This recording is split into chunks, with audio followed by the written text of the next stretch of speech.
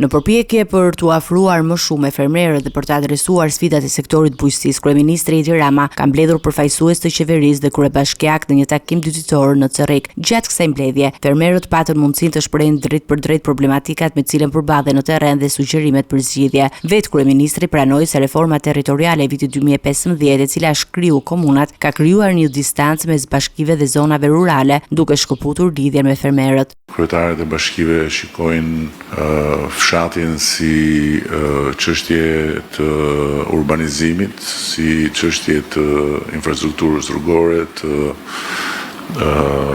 pastrimit, të ndriçimit, por nuk e shikojnë si pjesë të punës tyre të përditshme në funksion të zhvillimit. Jemi në një pikë ku duhet patjetër të garantojmë një kthes në këtë drejtim. Ai theksoi rëndësinë që bashkitë angazhohen në projekte bashkëfinancimi me fermerët duke shfrytzuar instrumenta financiare si kredia sovrane e Bankës së Shqipërisë dhe paketa e maleve, por Rama shprehet se këto thirrje deri tani kanë rënë vesh të shurdhët.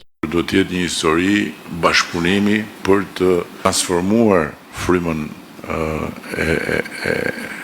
e punës dhe frymën e gjithë pushtetit vendor duhet bëhet pararojë në këtë sipërmarrje. Duhet të jetë pika e parë mbështetëse për ata që duan të zgjerojnë sipërmarrjen e tyre ose që duan të bëjnë sipërmarrje të reja. Në të gjitha aspektet. Jo pushteti vendor të jetë, siç ndodh shpesh herë, se s'duhet ta përgjithsoj, problemi kryesor për të marrë një vërtetim, për të marrë një certifikat, për të marrë një leje, për të zhvilluar një projekt në aspektin fizik. Në përgjigje të një përpunuesi që kërkon më shumë mbështetje financiare, kryeministri Rama i kujtoi se kapacitetet e portofolit qeveritar janë të kufizuara dhe se zgjidhja nuk mund të kërkohet vetëm te subvencionet. Me subvencione nuk shkojmë larg, thjesht mbijetojmë. Ndërkohë që në rast se krijojmë një shoqëri, buxheti i shtetit për bujqësinë ka shumë më pak se sa çka keni ju që jeni këtu të deklaruara dhe të padeklaruara. Po të marrim ato që keni ju të deklaruara dhe të padeklaruara, t'i bëjmë bashkë, vetëm në këtë sallë ka më shumë se çka buxheti i shtetit për bujqësi.